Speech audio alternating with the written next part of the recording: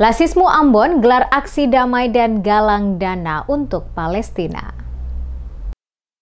Tim relawan Lembaga Amil Zakat, Infak dan Sedekah Muhammadiyah, Lasismu Ambon, menggelar aksi damai sebagai bentuk solidaritas terhadap rakyat Palestina pada Sabtu 31 Mei. Aksi ini dilakukan di persimpangan Jalan Jenderal Sudirman nomor 88 Batu Merah, Kecamatan Sirimau, Kota Ambon.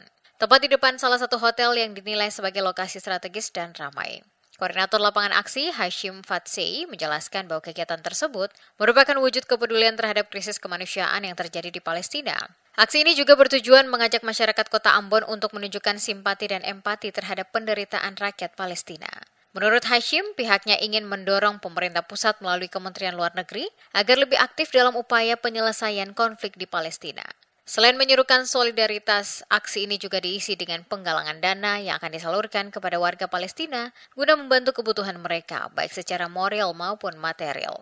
Katon dari Lembaga Kemanusiaan Muhammadiyah, namanya Lembaga Lasismu, ya, dan yang turun semua di sini adalah tim relawan Muhammadiyah, tergabung juga mahasiswa dari beberapa kampus di Yayan dan Darussalam, UIN yang sekarang jadi Yayan sekarang jadi UIN.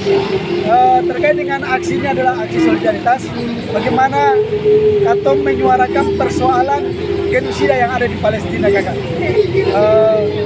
Dan kami juga ingin menyampaikan bahwasanya ada titik-titik terang untuk bagaimana dari pemerintah pusat, dalam hal ini Menteri Luar Negeri, untuk mempercepat bagaimana bisa menyelesaikan genosida yang ada di bumi Palestina, kakak. Sekaligus aksi galang dana untuk membantu meringankan beban saudara-saudara kita yang ada di Palestina, kakak.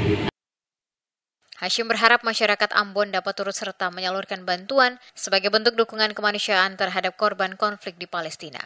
Aksi yang berlangsung dalam kondisi cuaca hujan tersebut tetap berjalan tertib dan damai. Lasismu Ambon menegaskan komitmennya untuk terus menyuarakan isu-isu kemanusiaan dan membantu sesama tanpa memandang batas wilayah dan negara.